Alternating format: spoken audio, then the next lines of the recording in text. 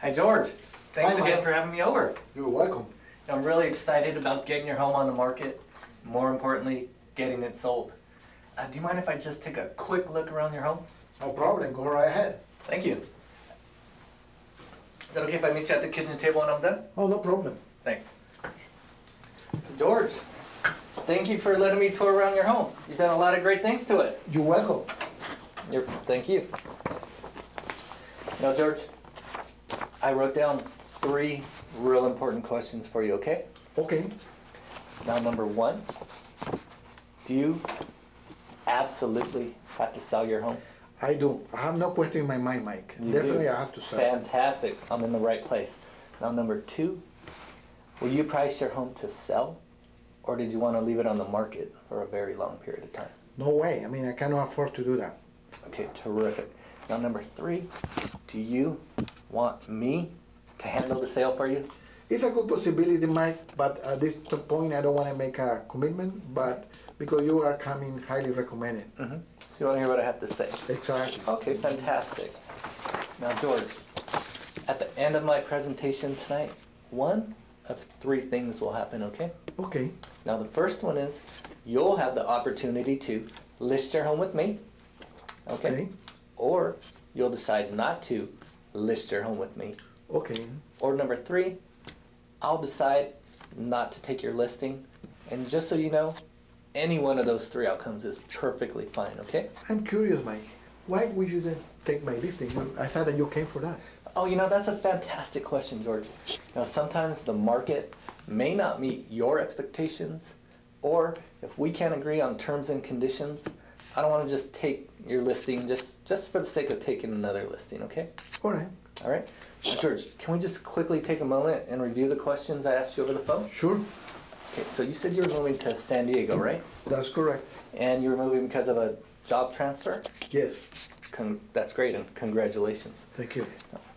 You said you had to be there by fall, right? So Yes. by September. Actually, October 1st. October 1st, fantastic.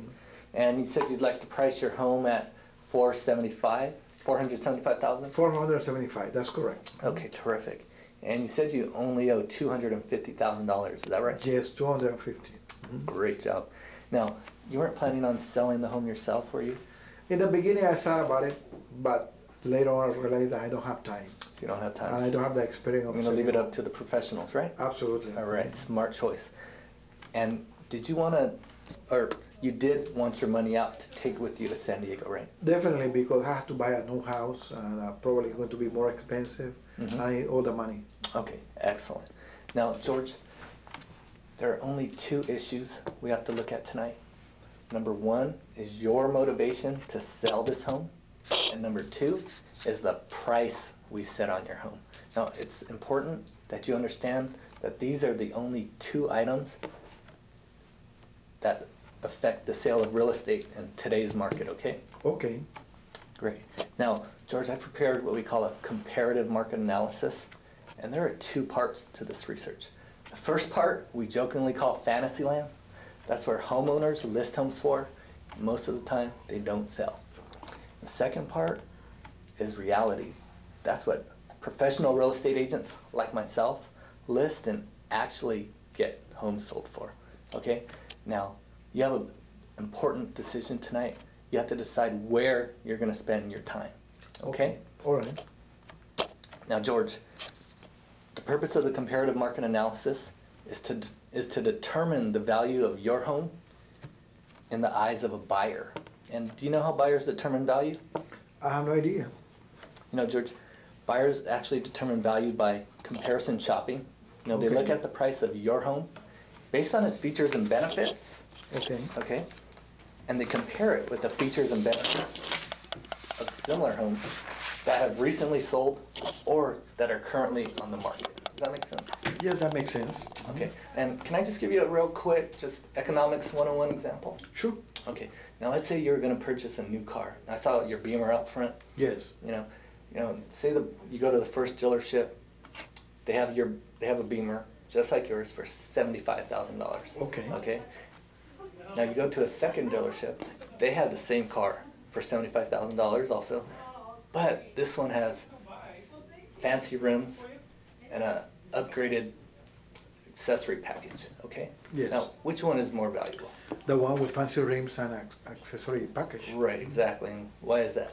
Because basically I will get more for my money. Right, more bang for the buck, right? For your buck. Absolutely, Right. absolutely. Now, what if the first dealership put the car with no accessory package and no fancy rims on sale for $65,000? Which one would be a better value then? The $60,000 Right, and why is that? because I can get fancy rims or different accessories, you know, Mhm.